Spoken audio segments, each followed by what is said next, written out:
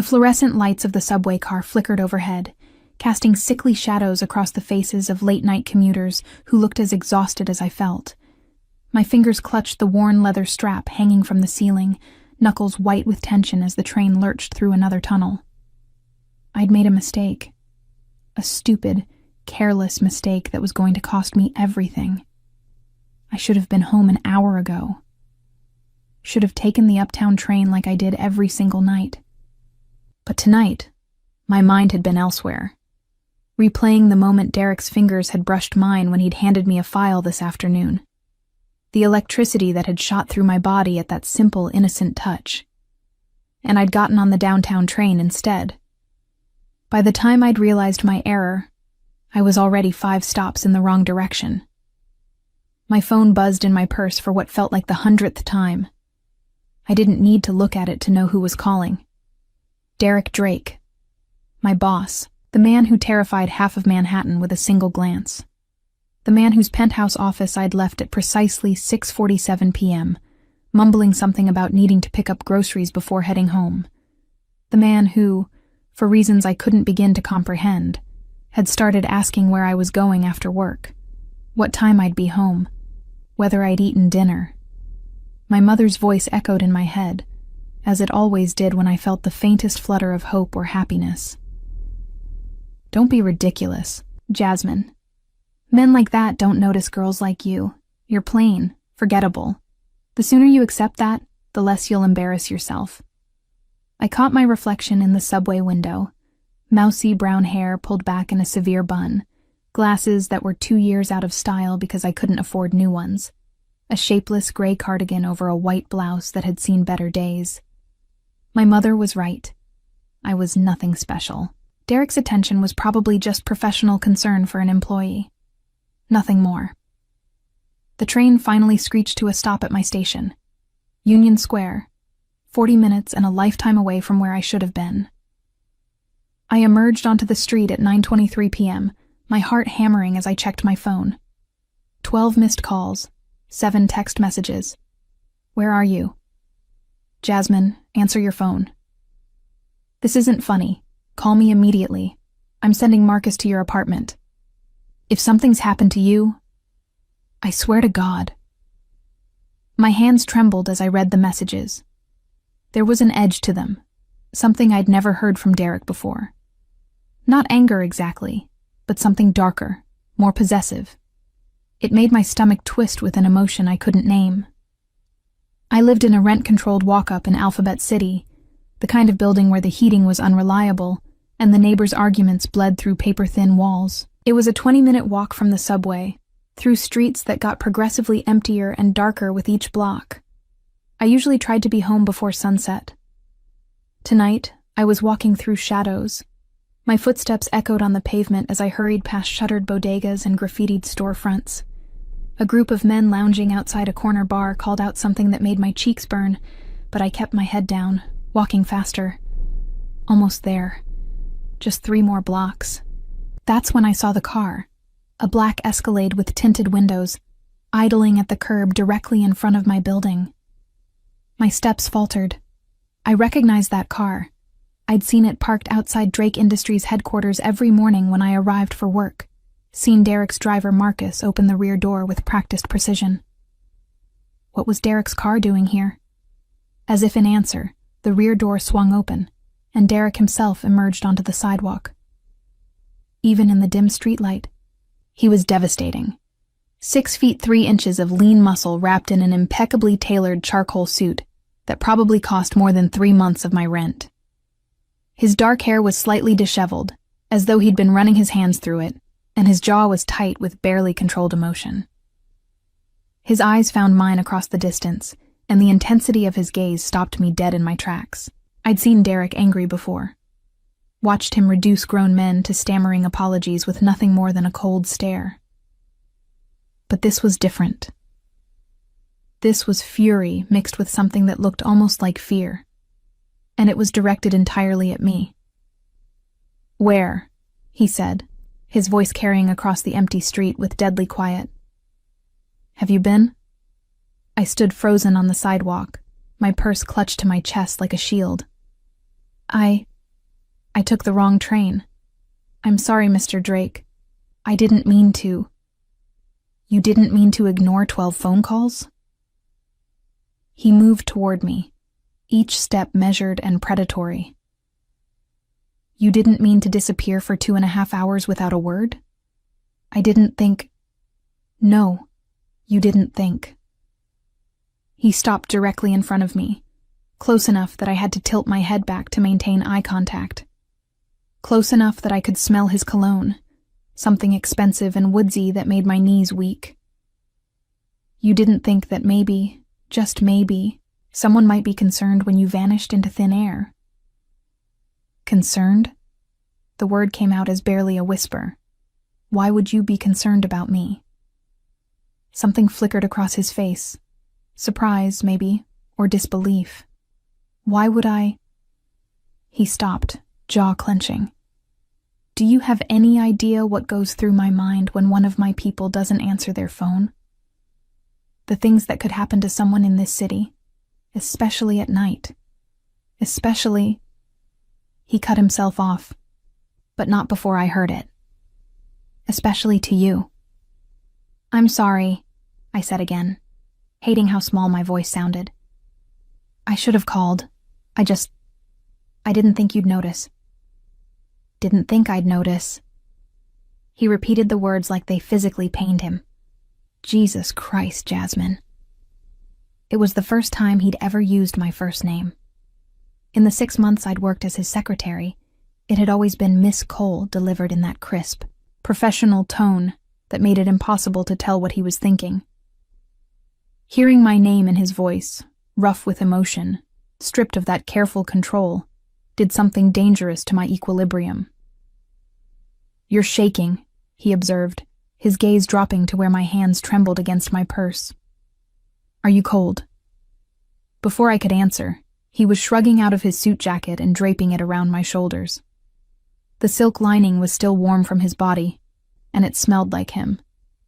That intoxicating mixture of expensive cologne and something uniquely Derek that made my head spin. Mr. Drake, I can't... Yes, you can. His hands lingered on my shoulders for a moment longer than necessary, his thumbs brushing against my collarbones through the thin fabric of my blouse. And when we're alone, you can call me Derek. My breath caught. That wouldn't be appropriate. Fuck appropriate. The profanity sounded strange coming from him. Rough and unpolished in a way that sent heat pooling low in my belly. Do you know what the last 2 hours have been like? Calling your phone over and over, getting voicemail. Sending Marcus to your apartment, having him report that you weren't home, that your neighbors hadn't seen you. Imagining every possible scenario. I'm fine, I interrupted, my voice steadier than I felt. Really, I just made a mistake with the subway.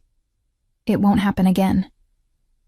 It won't, he agreed, because from now on Marcus will drive you home every night. I stared at him. That's not necessary. I can take the subway. Clearly you can't, since you ended up on the wrong side of Manhattan. His eyes held mine, brooking no argument. Marcus will drive you. Every night, no exceptions. Mr. Drake. Derek.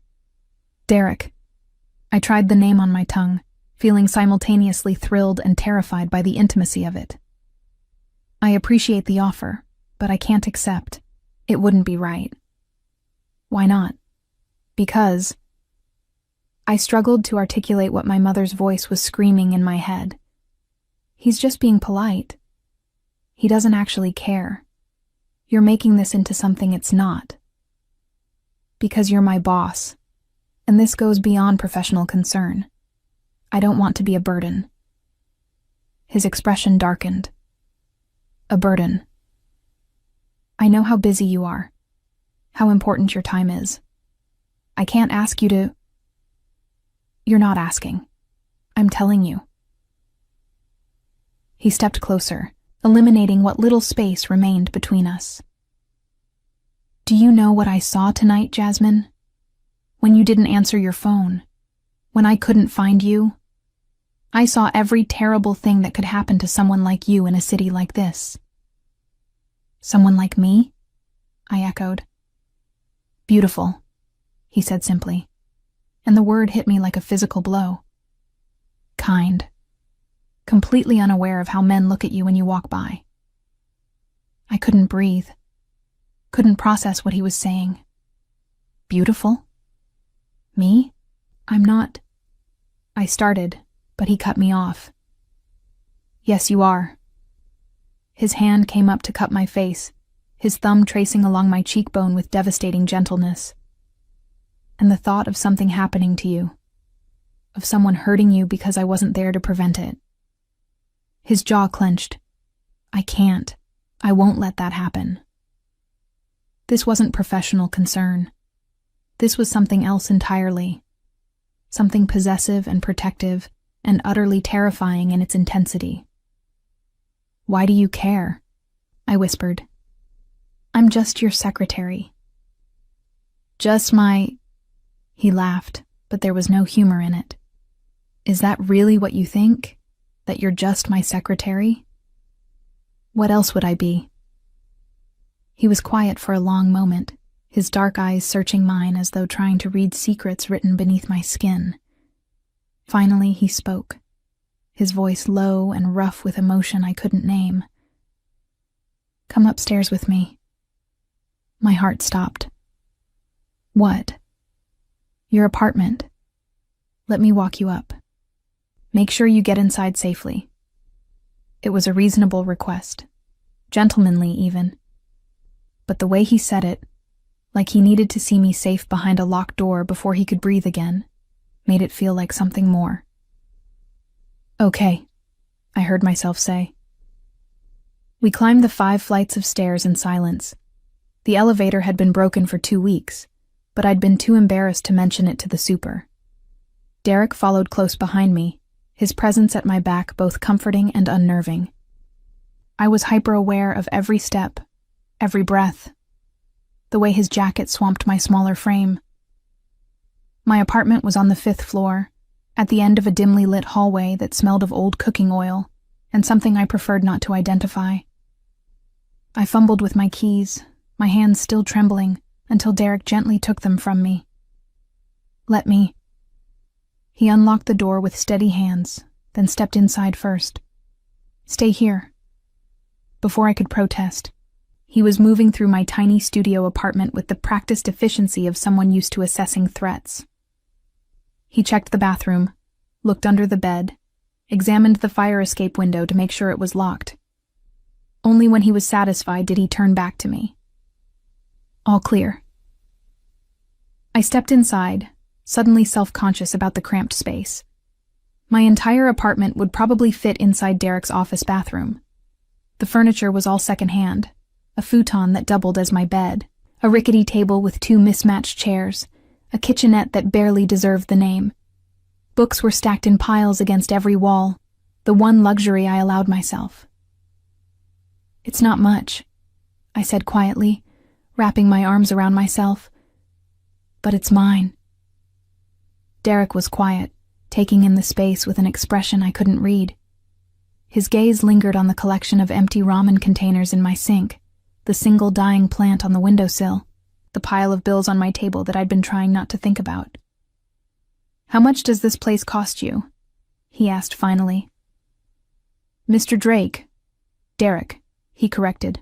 How much? $1,800 a month. I saw no point in lying. It's rent-controlled, which is the only reason I can afford it at all. His jaw tightened. And your mother? I flinched at the mention of her. What about my mother? You send her money every month. I've seen the wire transfers in your banking records. Heat flooded my face. You looked at my banking records? I did a background check when I hired you. Standard procedure. His eyes held mine. What I want to know is why you're living like this. He gestured at the cramped apartment, while sending $1,000 a month to a woman who, from what I can tell, has never done anything to deserve your generosity. She's my mother. The words came out defensive, automatic. She sacrificed everything to raise me. The least I can do is help her financially. Did she? Derek asked quietly. Sacrifice everything? Or did she tell you that so many times you started to believe it? The question hit too close to home. I thought of my mother's constant reminders of how much I'd cost her. Every doctor's visit, every school supply, every meal I'd eaten carefully tallied and thrown back in my face. I gave up my dreams for you. The least you can do is show some gratitude. You don't know her, I said, but my voice wavered. I know enough. He moved closer, his presence filling the small space. I know she calls you at work 3 times a week. I know every call leaves you upset, even though you try to hide it. I know you skip lunch to save money because you're sending half your paycheck to someone who makes you feel worthless. Tears stung my eyes. Stop. Why? Because it's true? His voice softened. Jasmine, you're brilliant at your job. Organized, efficient, capable of anticipating what I need before I ask for it. You're the best secretary I've ever had, and that's saying something considering the parade of incompetence I've employed over the years. Then why do you treat me like I'm about to break? The question burst out before I could stop it. Why do you watch me the way you do? Why did you panic tonight when I was late? Why does it matter to you? Because, he said, and there was something raw in his voice now, something unguarded. I can't stop thinking about you. Every time you bite your lip when you're concentrating. Every time you blush when I stand too close. Every time you drop something and bend over to pick it up. And I have to remind myself that touching you would be the worst kind of line to cross. He took a breath. I'm obsessed with you, Jasmine. Have been since the day you walked into my office for your interview, looking terrified and determined in equal measure. I couldn't speak. Couldn't move. Couldn't do anything but stare at this man who'd just turned my entire world upside down with a handful of sentences. That's why I care, he continued. That's why I panicked tonight. Because the thought of something happening to you, of losing you before I've even... He stopped, jaw clenching. I need to go, before I do something we'll both regret. He moved toward the door, and panic seized me. Wait. He stopped, his hand on the doorknob. Yes, thank you, I said softly. For coming to check on me, for caring, even when I don't understand why. He looked back at me over his shoulder, and the heat in his gaze nearly knocked me off my feet. Get some rest, Jasmine. Marcus will be here at 7:30 tomorrow morning to drive you to work. Don't argue. Then he was gone, leaving me alone in my tiny apartment with his jacket still draped around my shoulders and the echo of his confession ringing in my ears. I'm obsessed with you. I sank onto my futon, my mind reeling. This couldn't be real. Men like Derek Drake didn't become obsessed with women like me. My mother had made that abundantly clear my entire life. I was plain, forgettable, nothing special. But the way he'd looked at me tonight, like I was precious, like losing me would destroy him, that hadn't been imaginary. That had been real. My phone buzzed with a text message. From Derek. Lock your door. Set the deadbolt. And Jasmine? Sleep well. Tomorrow, we need to talk. I did as he instructed, turning the deadbolt with trembling fingers. Then I collapsed back onto my futon, still wearing his jacket, breathing in his scent, and trying to process what had just happened. Derek Drake was obsessed with me, and God help me. I was starting to realize I might be obsessed with him too. I didn't sleep. How could I, when every time I closed my eyes, I saw Derek's face, the raw hunger in his expression when he'd called me beautiful, the way his thumb had traced my cheekbone like I was something precious and fragile. At 7:28 a.m., I was waiting by my building's entrance, wearing my usual uniform of sensible slacks and a modest blouse. My hair scraped back in that severe bun my mother always insisted made me look presentable. I'd tried to return Derek's jacket to its pristine condition, but it still smelled like him, and I'd spent far too long that morning breathing it in before forcing myself to fold it carefully and place it in my bag. The black Escalade pulled up at precisely 7:30. Marcus emerged from the driver's seat, his expression professionally neutral as he opened the rear door for me. "Good morning, Miss Cole." "Good morning, Marcus." I hesitated at the door. "This really isn't necessary. I can take the subway." Mr. Drake was quite clear on this matter, miss. Something that might have been amusement flickered across his weathered face. And I've worked for him long enough to know when arguing is pointless. I climbed into the back seat, my cheeks burning. The interior smelled of leather and wealth, so far removed from the subway's stale air and suspicious stains that it felt like entering another dimension. As Marcus pulled into traffic, my phone buzzed. A text from my mother. "You didn't call yesterday.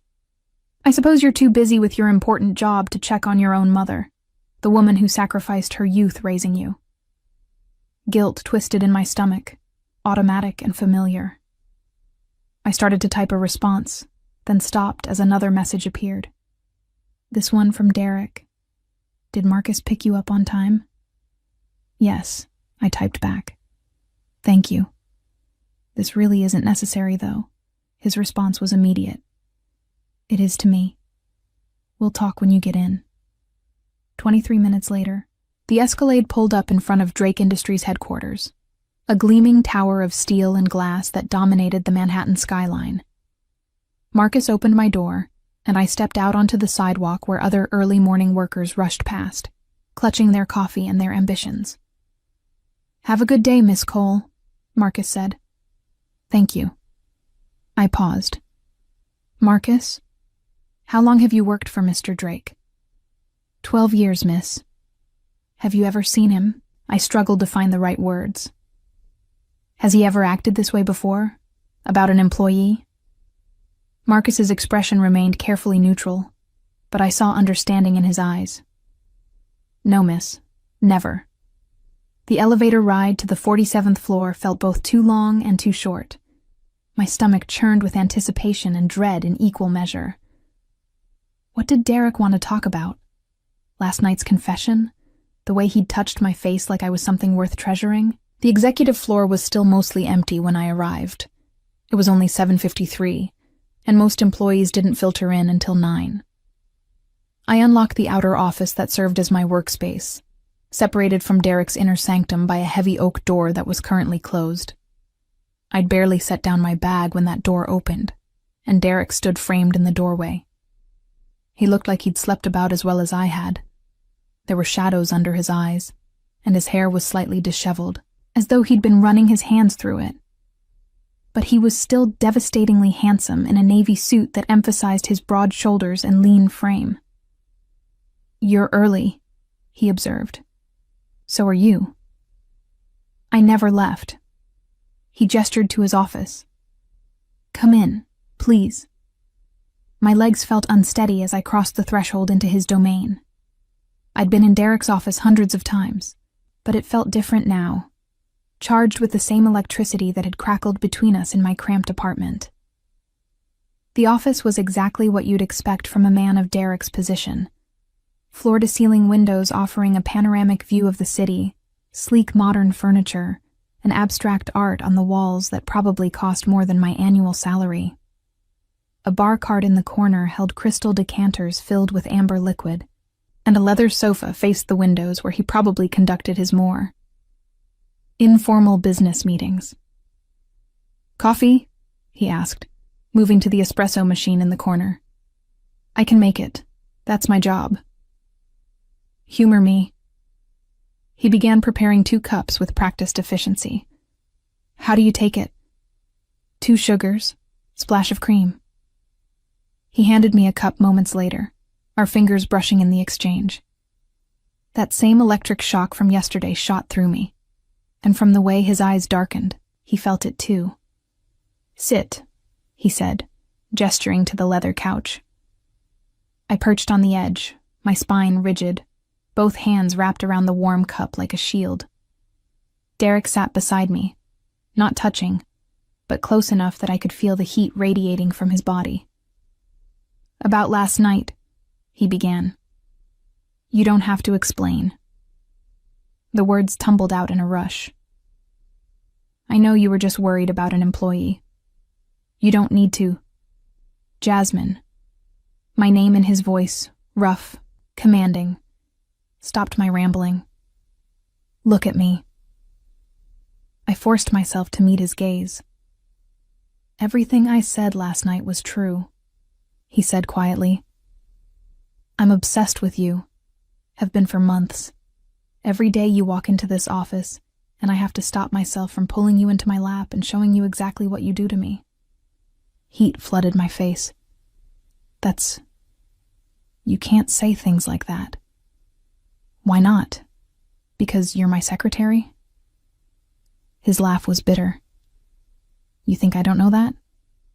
You think I haven't spent 6 months trying to convince myself that this is just some passing attraction that will fade if I ignore it? And has it?" My voice was barely a whisper. "Faded?" "No." He set down his cup and turned to face me fully.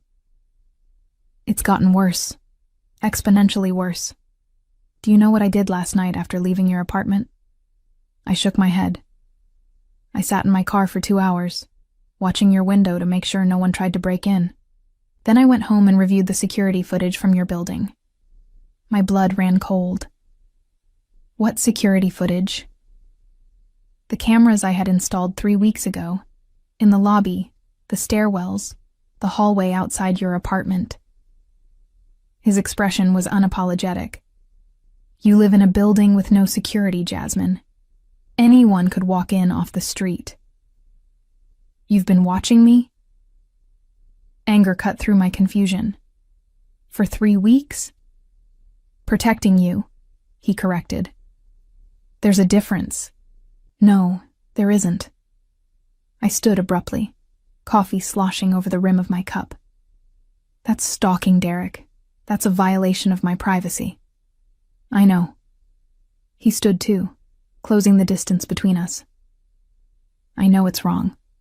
I know I should stop, but I can't. Because every time I think about you walking home alone in the dark, every time I imagine what could happen to you in that building with its broken locks and absent super, He stopped, jaw clenching. "I can't lose you to something I could have prevented. You can't lose what you don't have." The words came out sharper than I intended. "I'm not yours to lose, Derek." "Aren't you?" His hand came up to cup my face, and I hated how I immediately leaned into his touch. "Then why are you wearing the perfume I complimented last month? Why do you bite your lip every time I stand close to you? Why did you sleep in my jacket last night?" My breath caught. "How did you—" "The cameras in your apartment. I installed them when you were at work last week." He said it so casually, like he was discussing the weather. "I needed to know you were safe." Horror and something else, something dangerously close to arousal, warred in my chest. "That's insane." "Yes." His thumb traced along my lower lip, the touch sending sparks skittering down my spine. "Completely insane. But I've never claimed to be sane where you're concerned, Jasmine. I'm obsessed, possessive, completely unable to function without knowing exactly where you are and whether you're safe. This isn't normal." My voice shook. "This isn't healthy." "No," he agreed. "But it's honest. Can you say the same?" His other hand found my waist, pulling me flush against him. "Tell me you don't feel this.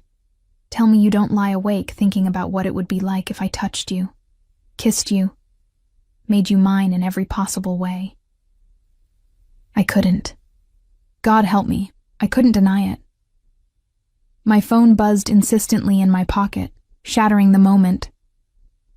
I pulled away from Derek's embrace, my hands trembling as I checked the screen. 5 missed calls from my mother. A text message. I know you're at work, but I need to talk to you immediately. It's important. Is that her? Derek's voice had gone cold. My mother, yes, I should... Don't. His hand caught my wrist. Whatever she wants, it can wait. You don't understand. She gets upset if I don't answer. Let her be upset. His grip was gentle but immovable. Jasmine, I've been watching you for 6 months. I've seen how these calls affect you. How you come back from lunch with her looking like you've been crying. How you skip meals to send her money. How she calls you 3-4 times a day and you drop everything to answer.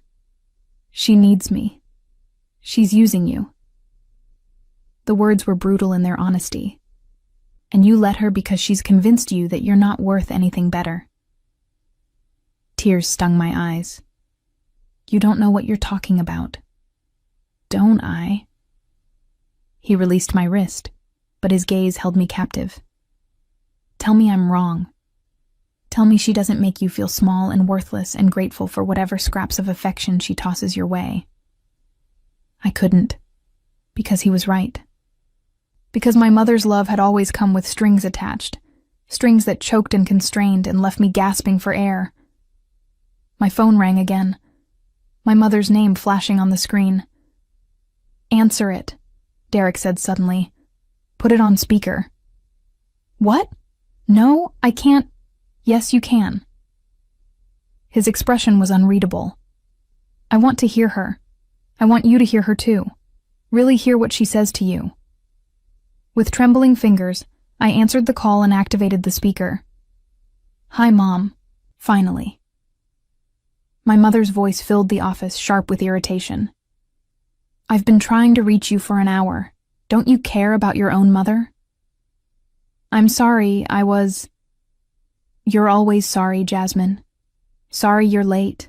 Sorry you forgot to call. Sorry you don't have time for the woman who gave up everything to raise you. A dramatic sigh. I suppose your fancy job is more important than family. That's not true.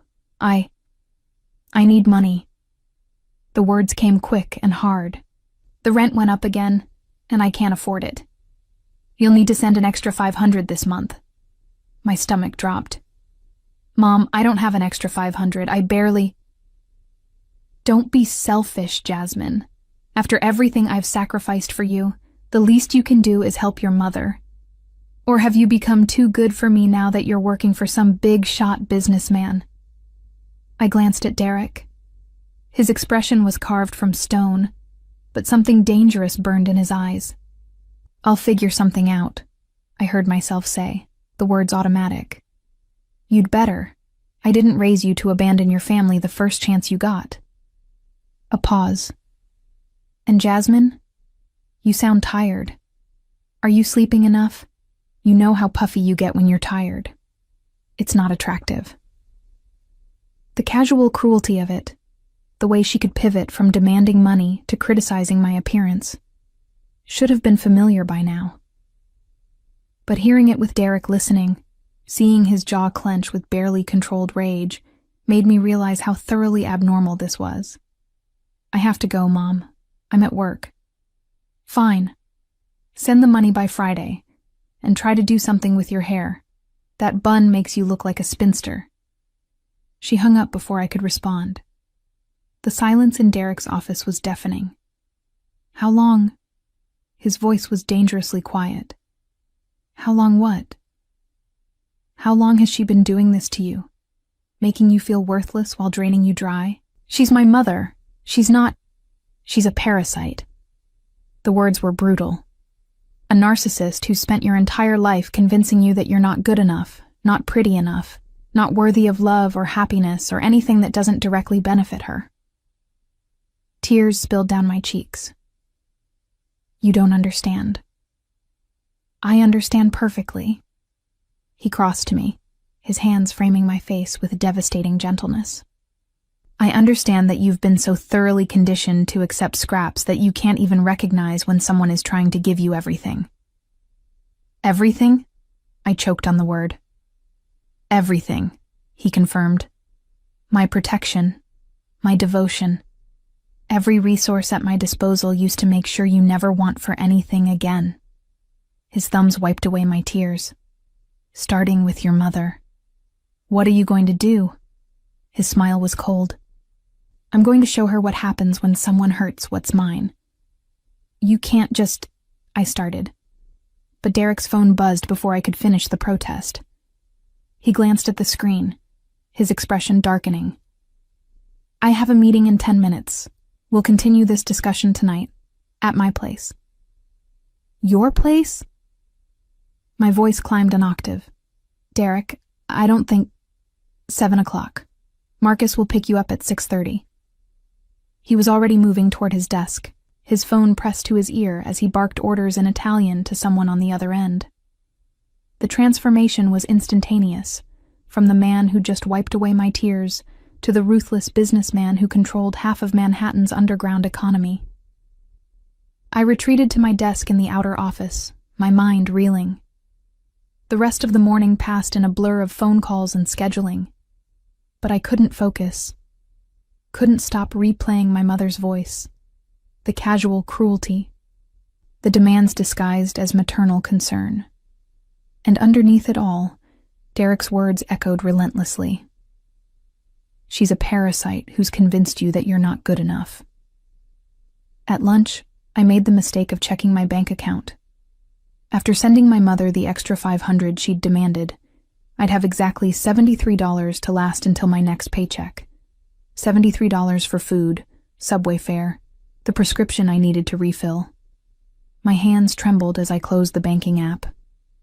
Miss Cole? I looked up to find Marcus standing in my doorway, holding a takeout bag from Maria, the Italian restaurant where a single appetizer cost more than my weekly grocery budget.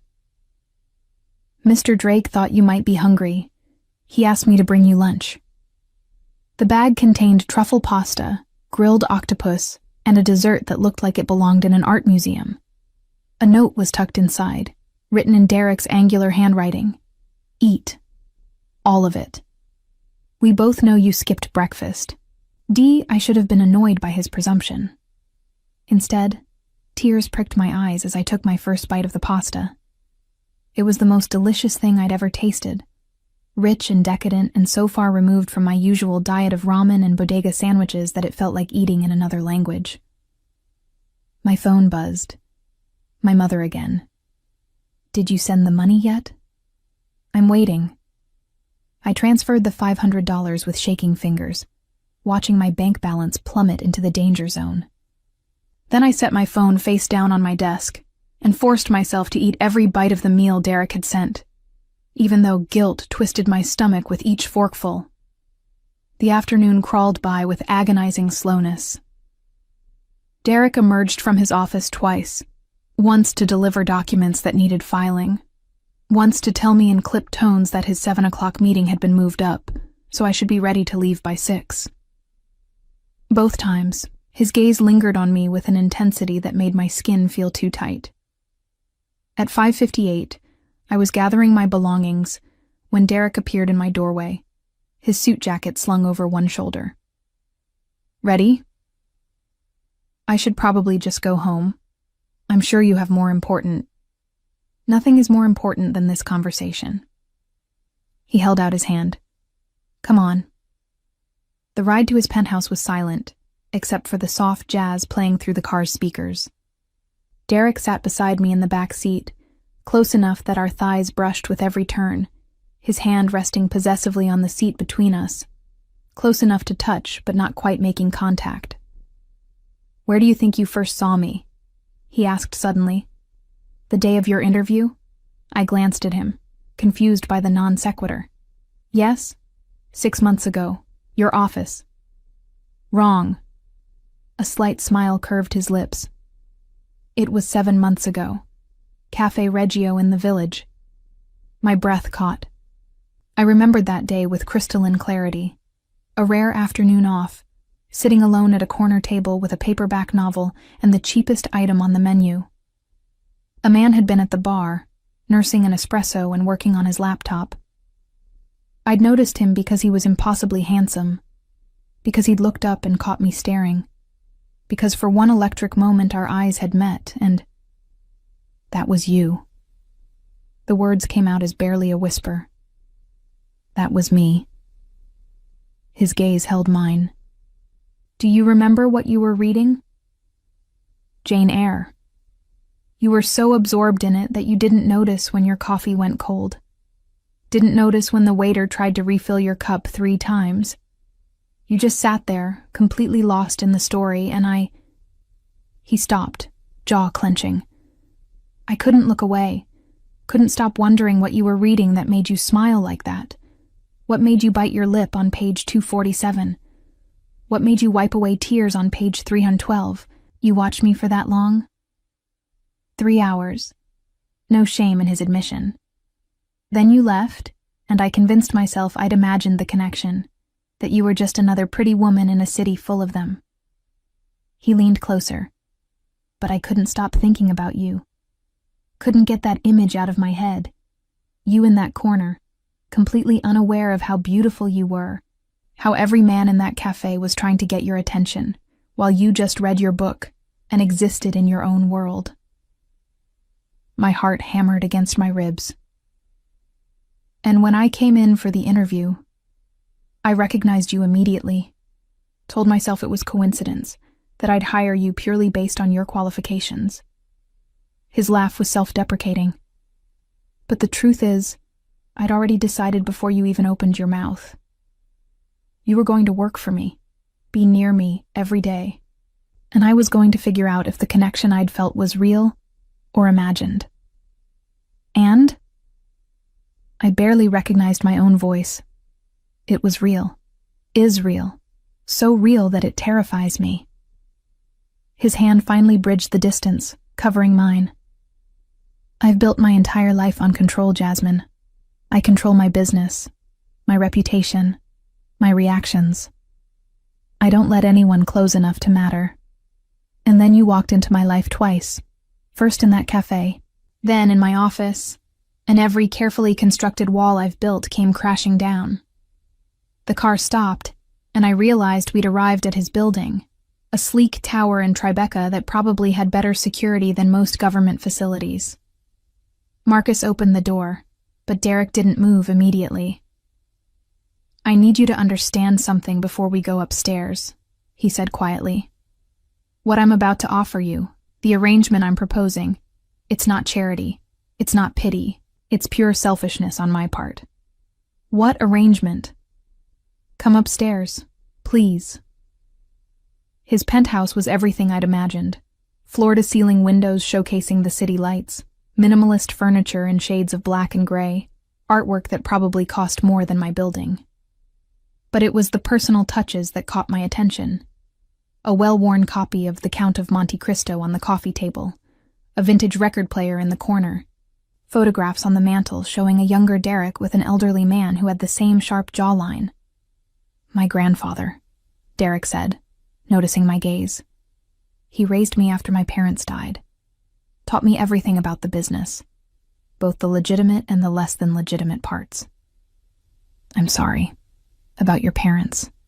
Don't be. I barely remember them. He moved to the bar, pouring 2 glasses of wine. But my grandfather, he understood what it meant to protect what's yours. To do whatever necessary to keep your people safe. He handed me a glass, then gestured to the couch. We sat, and for a moment he just looked at me. Really looked, like he was memorizing every detail.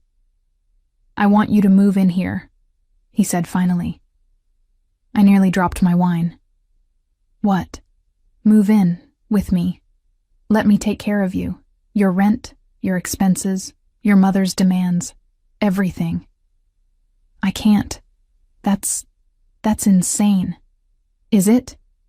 He set down his glass and turned to face me fully. You're barely surviving, Jasmine.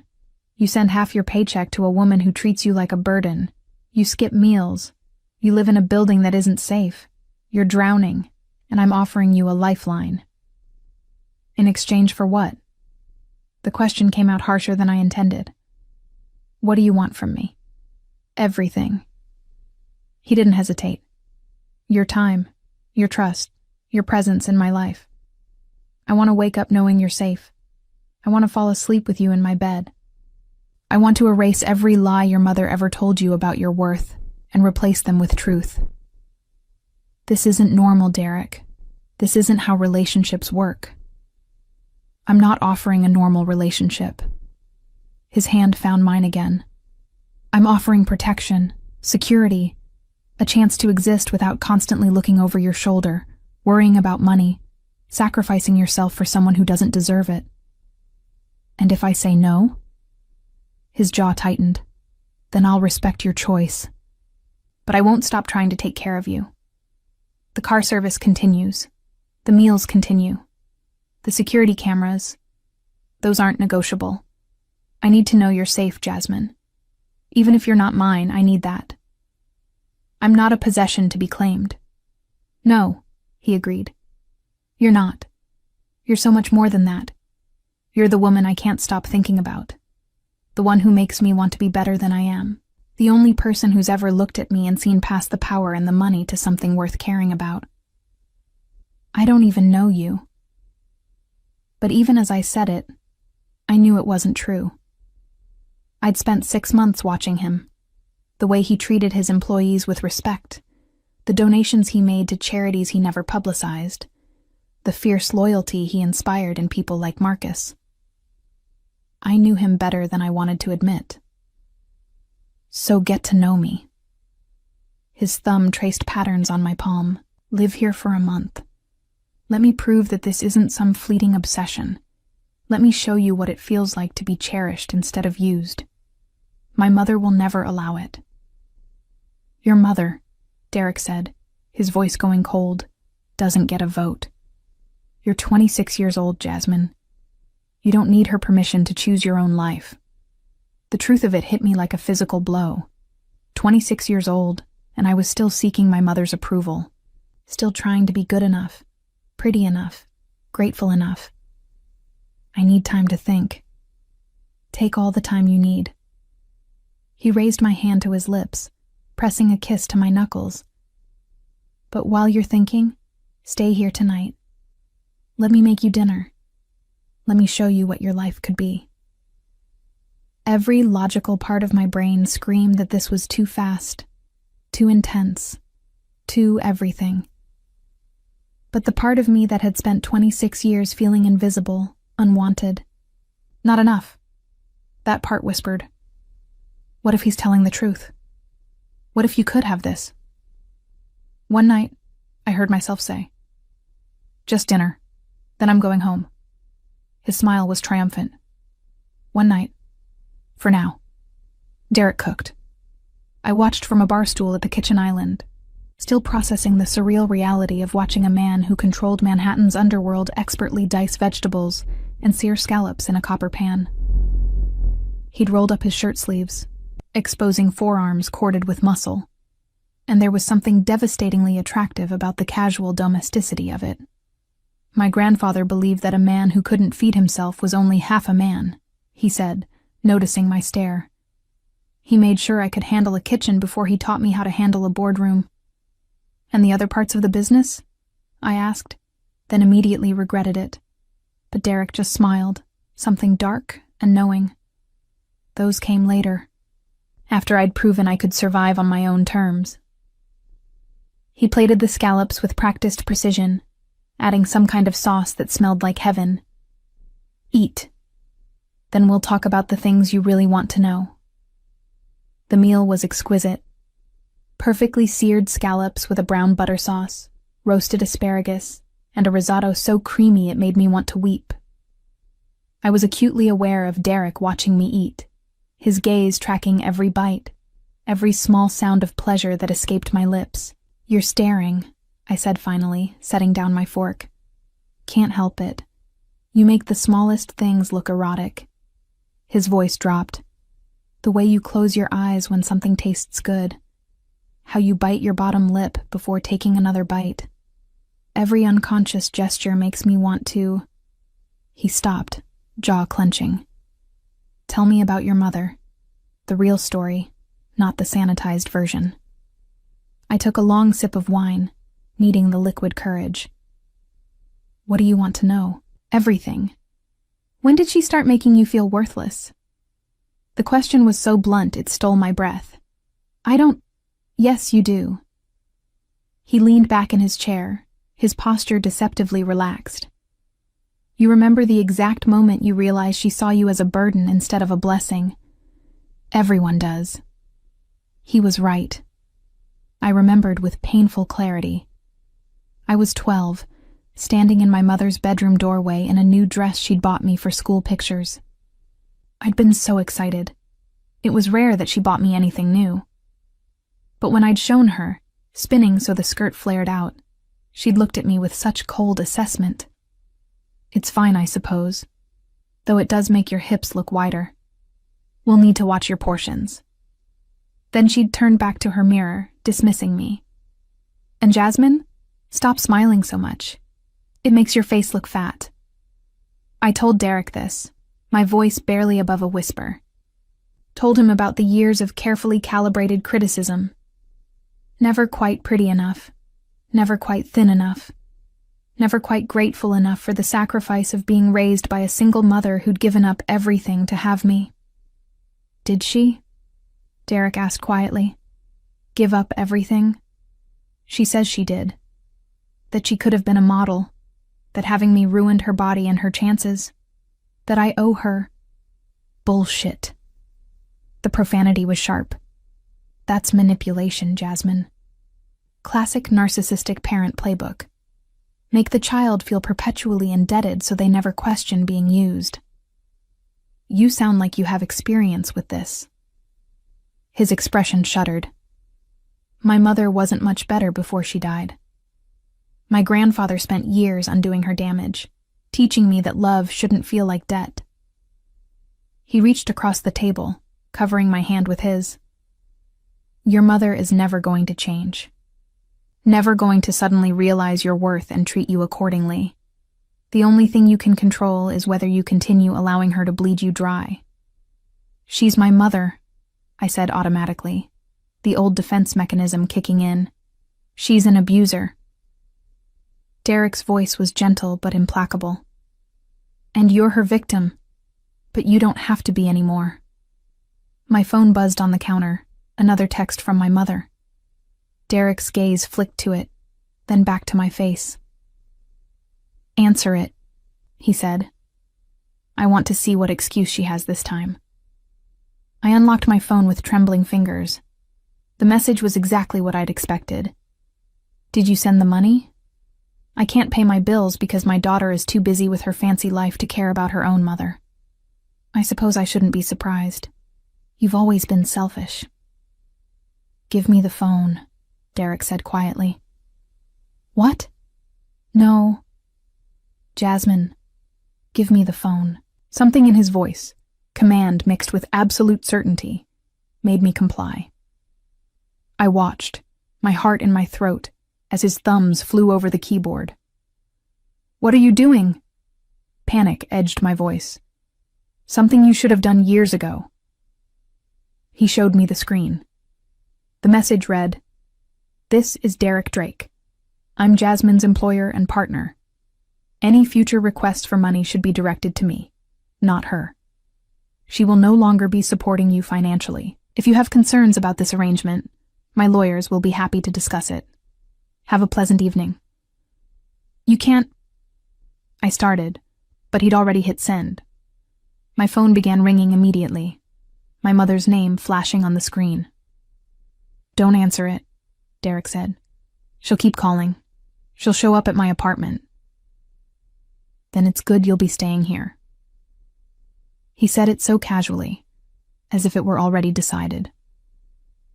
"Where she can't reach you without going through building security, and I promise you, my security doesn't let anyone pass the lobby without my explicit approval." "I never agreed to stay here." "No," he conceded. But you will. Because deep down, you know I'm right.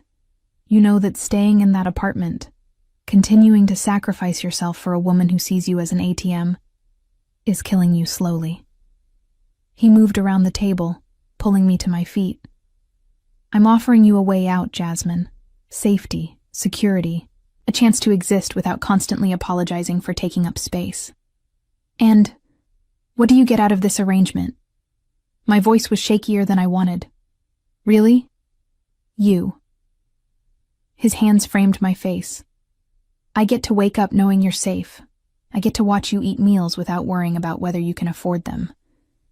I get to see you relax instead of constantly tensing like you're waiting for the next criticism. His thumb traced my lower lip. And eventually, when you're ready, I get to touch you the way I've been fantasizing about for 7 months. Heat flooded my body. This is insane. Probably. His lips curved into that dangerous smile. But I've never been particularly sane where you're concerned. Say yes, Jasmine. Stay here. Let me take care of you. For how long? As long as you'll let me. Forever. If I have my way. My phone was still ringing. My mother, relentless as always. I thought about going back to my cramped apartment, back to skipping meals and counting pennies and apologizing for existing. Then I looked at Derek, at the fierce protectiveness in his eyes, the careful way he touched me like I was something precious. 1 week, I heard myself say. I'll stay for 1 week. Trial basis. If it doesn't work, it will work. He kissed my forehead, lingering there. I'll make sure of it. But we need ground rules. Ground rules? You have your own room, the one next to mine. You're free to come and go as you please, though Marcus will drive you anywhere you need to go. No more subway.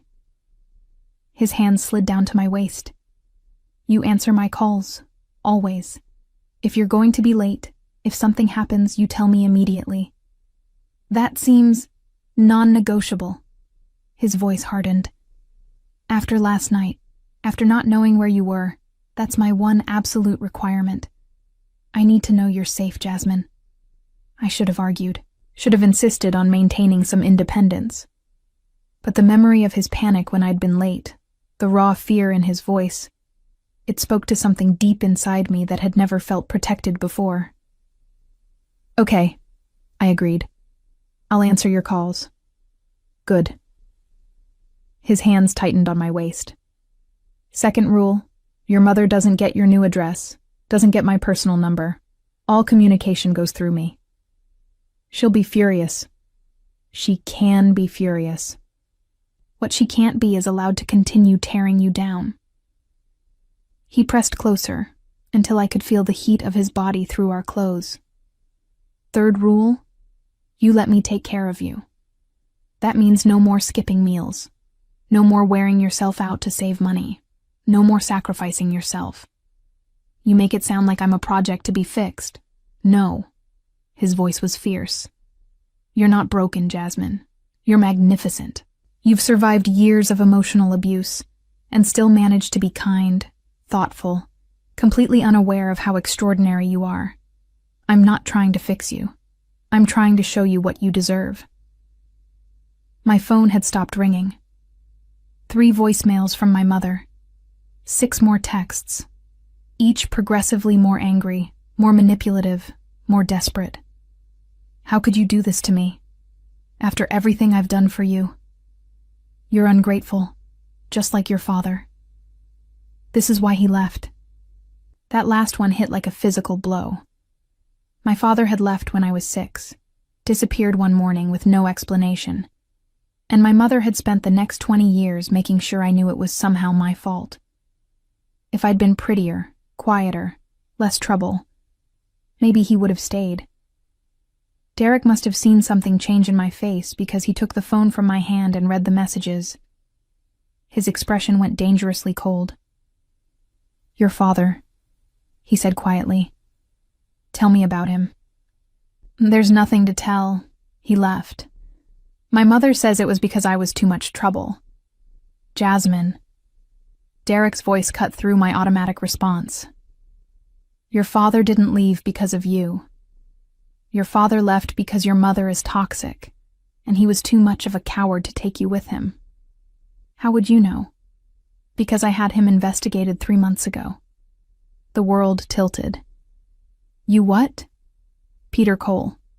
Currently living in Portland under the name Peter Matthews. Remarried. 2 daughters from his second marriage. Works as an accountant. Derek's expression was carefully neutral. I can arrange a meeting if you want, or I can make sure he never bothers you. Your choice. I sank back onto the bar stool, my legs suddenly unable to support me. He's alive. He has other daughters. He's a coward who abandoned his child rather than fight for custody. I wouldn't blame you if you never wanted to see him. Derek crouched in front of me, his hands on my knees. But if you do want to meet him, want answers, I'll make it happen. Whatever you need, Jasmine. Whatever will help you heal. Why? The question burst out. Why do you care so much? Why go to all this trouble for someone like me? Because you're not someone like you. You're you. The woman who reads 19th century novels in coffee shops. Who bites her lip when she's concentrating.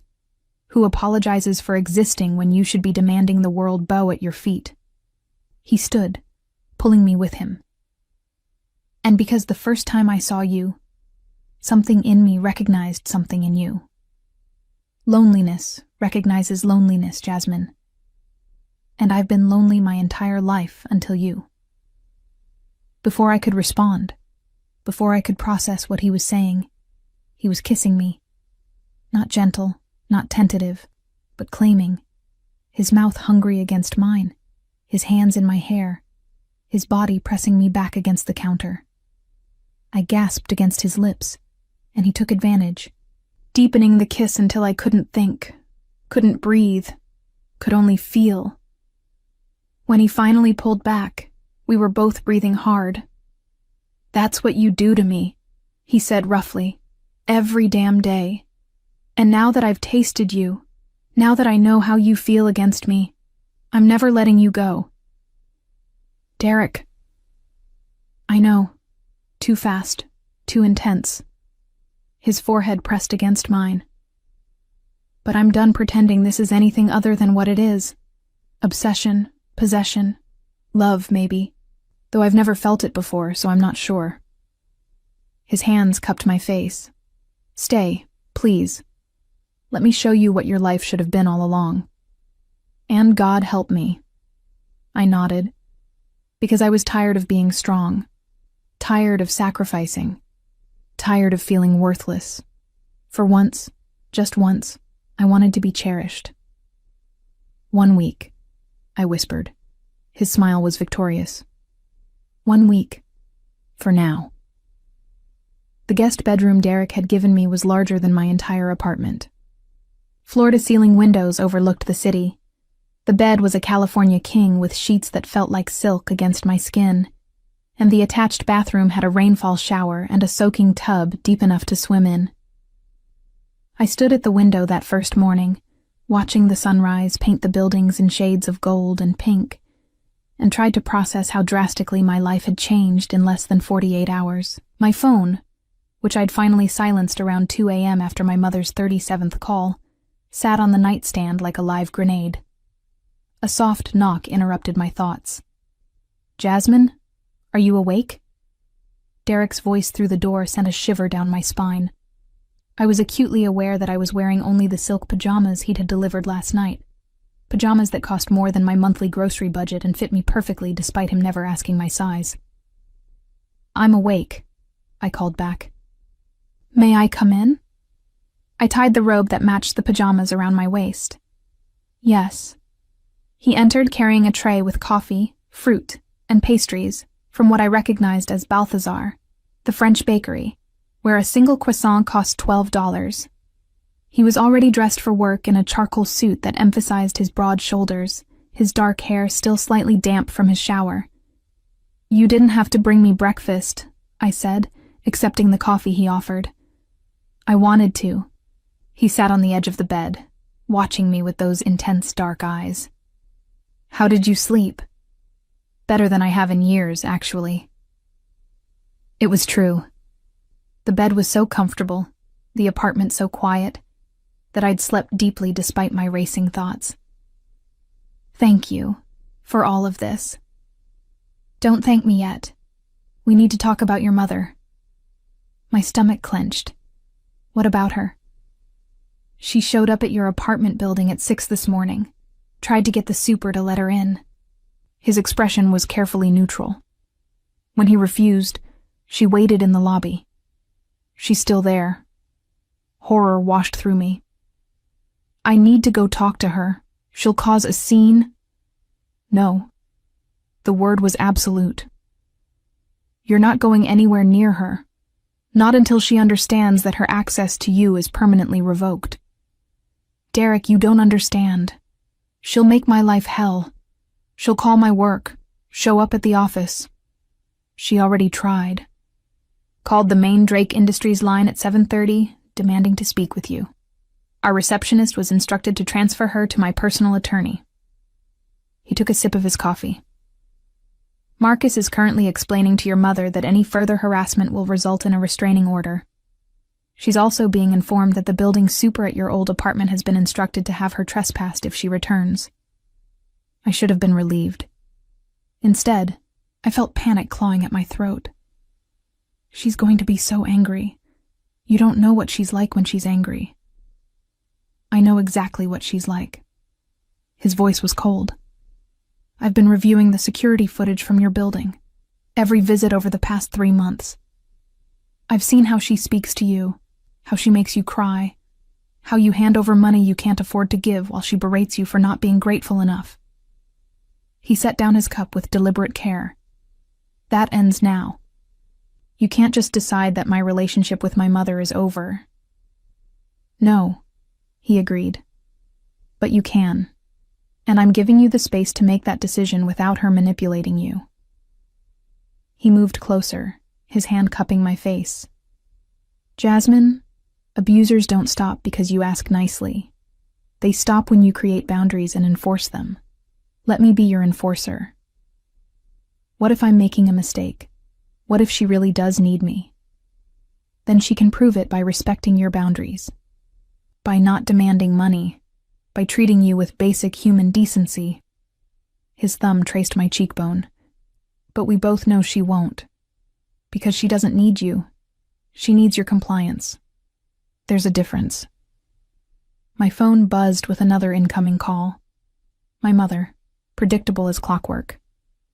"Don't answer it," Derek said. "Let her leave a voicemail. Let her show you who she really is when she doesn't get her way." I let it go to voicemail. 30 seconds later, my phone chimed with the notification. Derek reached for it, raising an eyebrow in question. I nodded, suddenly needing to hear the truth I'd been avoiding. He put it on speaker. "Jasmine Cole, you answer this phone right now. I know you're with that man." I looked him up. "Derek Drake, some kind of criminal masquerading as a businessman. Is this what I raised you for? To be some mobster's whore?" Her voice was shrill with fury. "You're making a fool of yourself. You're not pretty enough to keep a man like that interested. When he's done with you, don't come crying to me. I won't be there to pick up the pieces of your pathetic life." The message ended. Silence filled the room. "She's just upset," I heard myself say, but the word sounded hollow even to me. "She's abusive." Derek's voice was gentle but implacable. "And she's terrified because she's losing control of you. Everything she just said was designed to make you feel worthless enough to come running back." His hand found mine. "But you're not going back. Not ever." Tears spilled down my cheeks. I don't know how to be a person without her voice in my head telling me I'm not enough. "Then we'll learn together." He pulled me into his arms, and I let myself collapse against his chest, breathing in his scent as I cried for the mother I'd never really had. "We'll replace every lie she told you with truth. Starting with this. You're extraordinary, Jasmine. brilliant and kind and so beautiful it hurts to look at you sometimes. You're just saying that.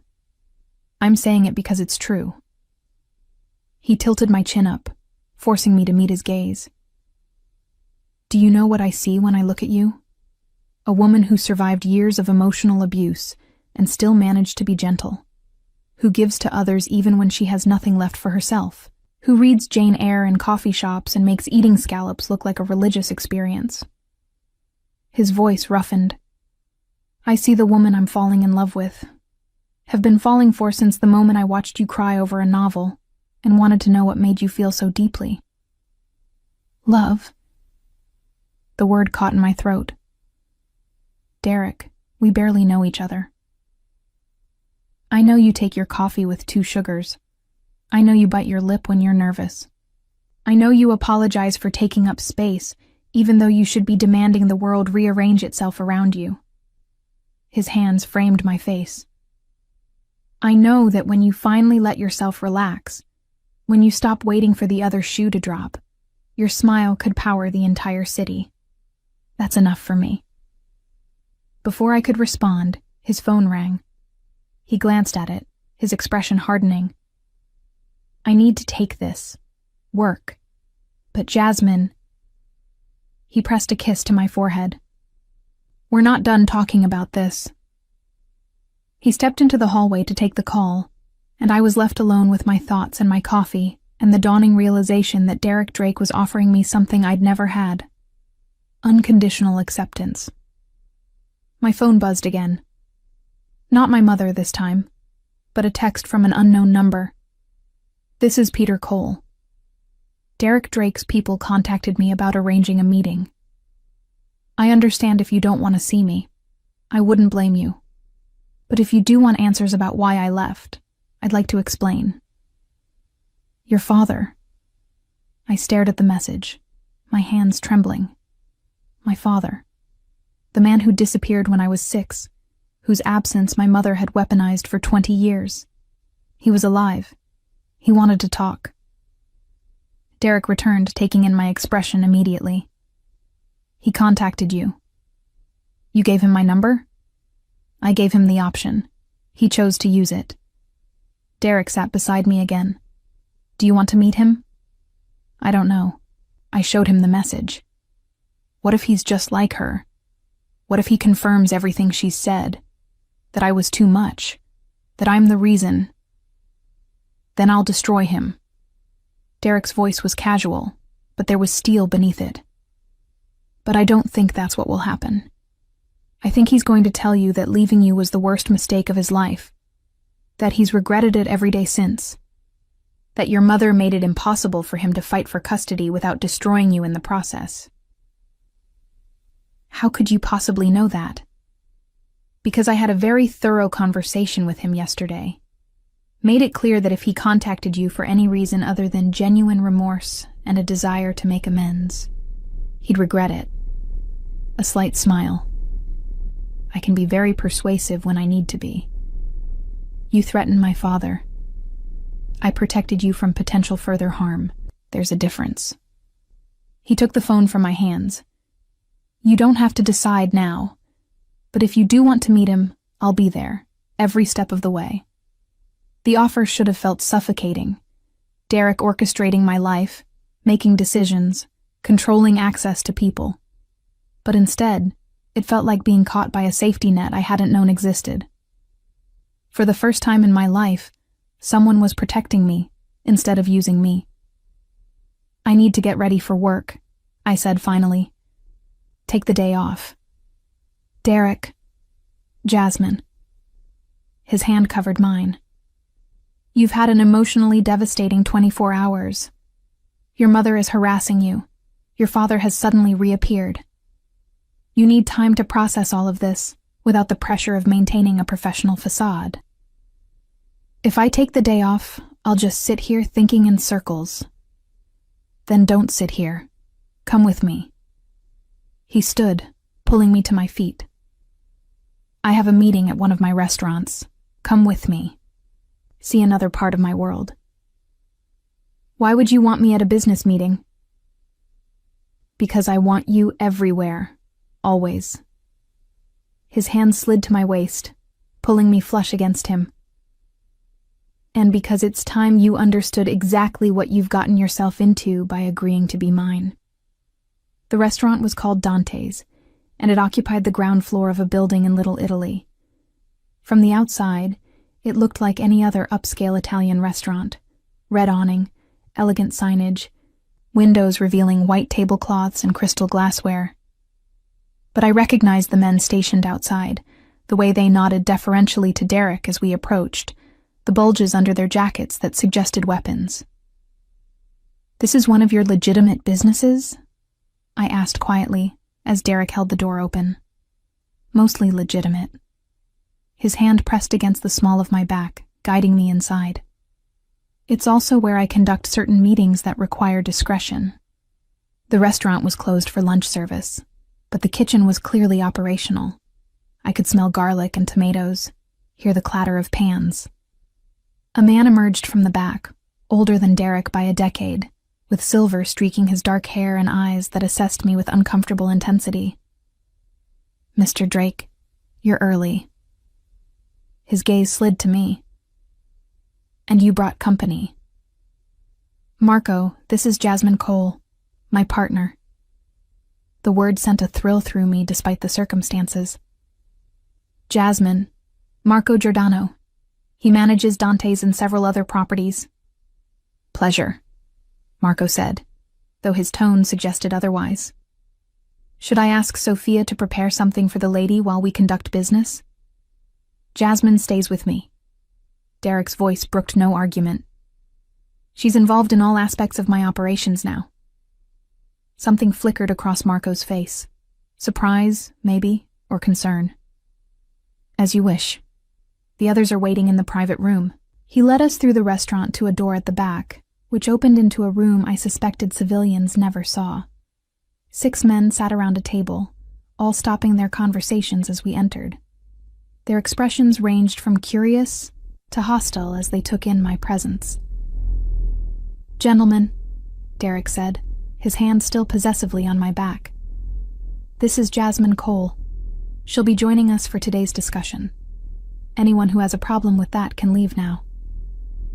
No one moved, but I felt the weight of their stares, the silent questions about who I was and what I was doing in a room that clearly wasn't meant for outsiders. "Good."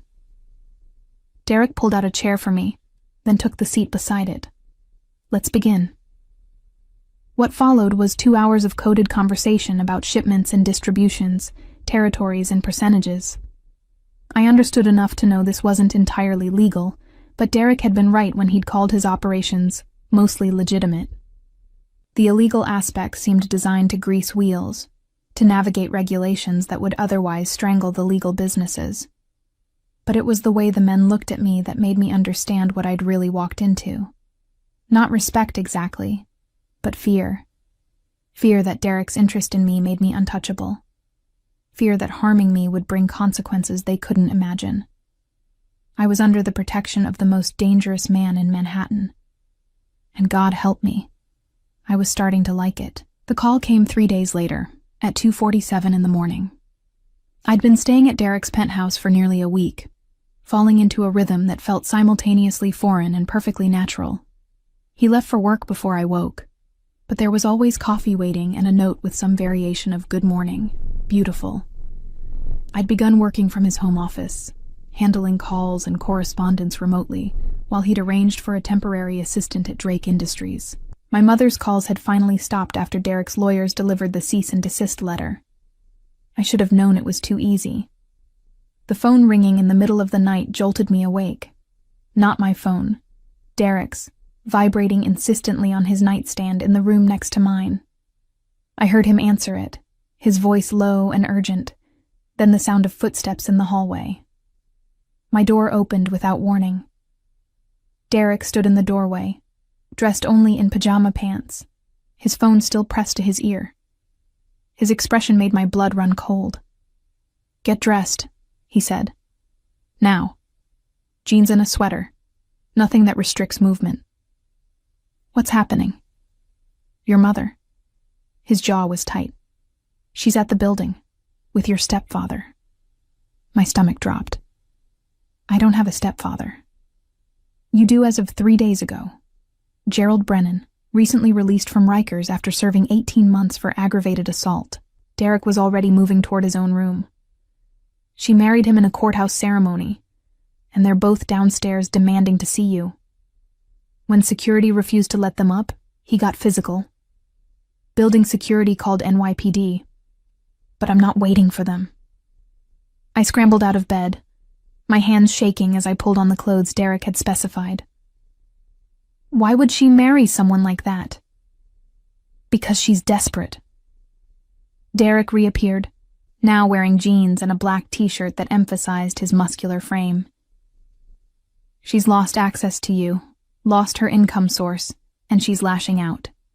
Gerald is her new weapon. A man with a history of violence who she thinks will intimidate me into giving her what she wants. We should just wait for the police. No. He crossed to me, his hands framing my face. I need you to listen very carefully. We're going downstairs, and you're going to end this. Not me. You. Because if I handle it, she'll always believe she can manipulate you through guilt and fear. This needs to come from you. I can't. Yes, you can. His voice was firm. You're stronger than you know, Jasmine. And I'll be right beside you. But you need to be the one to draw the line. Marcus was waiting in the hallway with 2 other men I recognized from the restaurant, both carrying themselves with the casual menace of people trained for violence. Derek's hand found mine as we rode the elevator down, his thumb tracing reassuring patterns on my palm. Remember, he murmured, you don't owe her anything. Not explanation, not money, not access to your life. This ends tonight. The lobby was chaos when we arrived. My mother stood near the reception desk, her face flushed with anger, wearing clothes I recognized as expensive, clearly purchased with money she didn't have. Beside her was a man who made my skin crawl on sight, tall and thick with prison muscles, with cold eyes and a sneer that suggested he enjoyed intimidation. Jasmine! My mother's voice echoed through the marble space. Thank God. Tell these people to let us up. We need to talk. No. The word came out stronger than I expected. You need to leave. Don't be ridiculous. I'm your mother. You can't just ignore me because some man told you to. Her gaze slid to Derek with undisguised contempt. This is his doing, isn't it?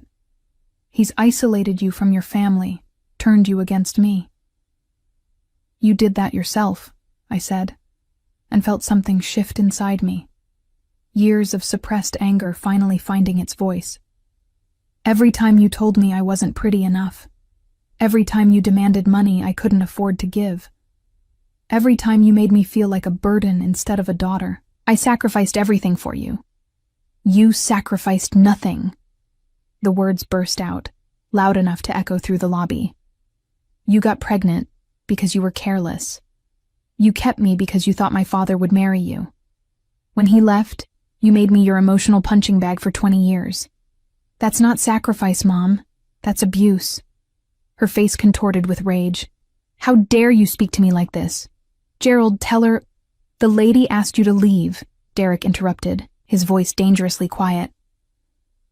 I suggest you do so before this becomes a criminal matter. Gerald stepped forward, puffing out his chest.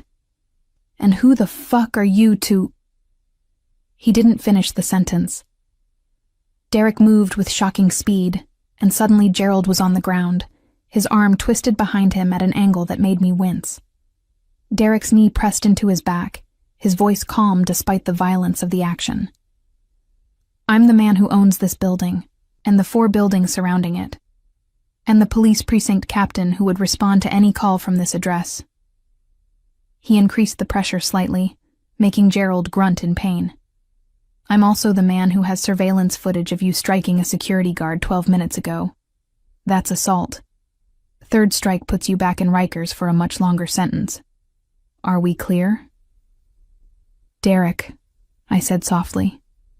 He looked up at me, and something in my expression made him release Gerald, who scrambled to his feet, his face mottled with fury and humiliation. "Get out," I said to my mother, "and don't contact me again. No calls, no texts, no showing up at places you think I might be. You're cut off. Permanently. You ungrateful little—" She started toward me, but Derek was suddenly between us, his presence a wall she couldn't penetrate. "That's enough." His voice was cold enough to freeze. "You have 30 seconds to leave this building. After that, I have your new husband arrested and you charged as an accessory. Your choice." For a moment, I thought she might actually try to fight. Then I saw the calculation in her eyes. The same calculation I'd seen my entire life, weighing whether the confrontation was worth the cost.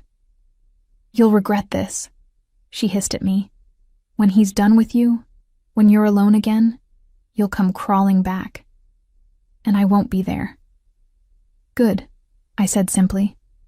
"I don't want you to be." I watched her leave, watched my mother walk out of my life forever with her violent new husband. Her parting shot nothing more than the empty threat of a woman who'd lost all power over me. And I felt nothing. No guilt, no regret, just a profound sense of relief. "It's done," Derek said quietly, his hand finding mine. "It's done," I agreed. Back upstairs, I collapsed onto his couch, adrenaline finally giving way to exhaustion. Derek sat beside me, pulling me against his chest, his hand stroking my hair with gentle repetition. "I'm proud of you," he murmured. "Do you know that? How much strength it took to stand up to her? I couldn't have done it without you." "Yes, you could have. Eventually." His lips pressed against my temple. "I just gave you permission to access strength you already possessed." I tilted my head back to look at him. "Thank you. For everything. For seeing me when I couldn't see myself. For protecting me even when I didn't think I deserved protection. Jasmine." His hand cupped my face. "You deserve everything. And I plan to spend the rest of my life proving it to you. The rest of your life is a long time. Not nearly long enough." His thumb traced my lower lip. "I love you. Have loved you since I watched you cry over Jane Eyre and wanted to know what made you feel so deeply. I love you more every day. And I'm going to love you until the day I die." "I love you too," I whispered, and felt the truth of it settle into my bones. I don't know when it happened, but somewhere between fear and gratitude and obsession, I fell completely in love with you. He kissed me then, and it was different from before. Not claiming or possessive, but reverent, like I was something precious he'd been entrusted with. When he pulled back, his eyes were dark with desire. "Stay with me, not as a guest, not on trial. Stay as my partner, my equal." His voice roughened. "Let me worship you the way you deserve." "Yes," I breathed. "Yes to all of it." He stood, pulling me to my feet and leading me to his bedroom, the room I'd never entered, the space that was entirely his. The bed was massive, the sheets dark gray, and the windows offered a view of the city that made me feel like we were floating above the world. Derek's hands found the hem of my sweater, pausing. "Tell me to stop and I will. Tell me you're not ready." "I'm ready." I pulled the sweater over my head myself. "I've been ready since you first touched my face and called me beautiful."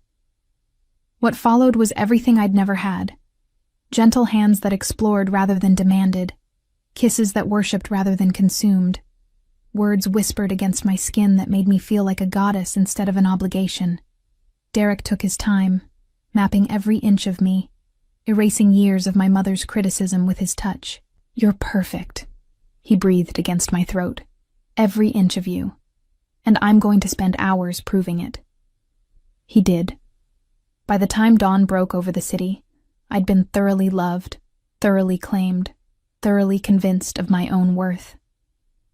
I lay in Derek's arms, my body pleasantly sore, my heart fuller than I'd ever imagined possible. "I have something for you," he said quietly, reaching for the nightstand drawer. He pulled out a small velvet box. I was going to wait, do this properly. But after tonight, he opened it to reveal a ring, not ostentatious, but perfect, a simple platinum band with a single diamond. "Marry me, Jasmine. Not because I'm obsessed, though I am. Not because I want to protect you, though I do. But because I love you, and I want to spend every day proving that you're worthy of everything good this life can offer." I should have said it was too fast. Should have insisted we needed more time. But looking into his eyes, feeling the certainty of what we'd built in such a short time, I knew there was only one answer.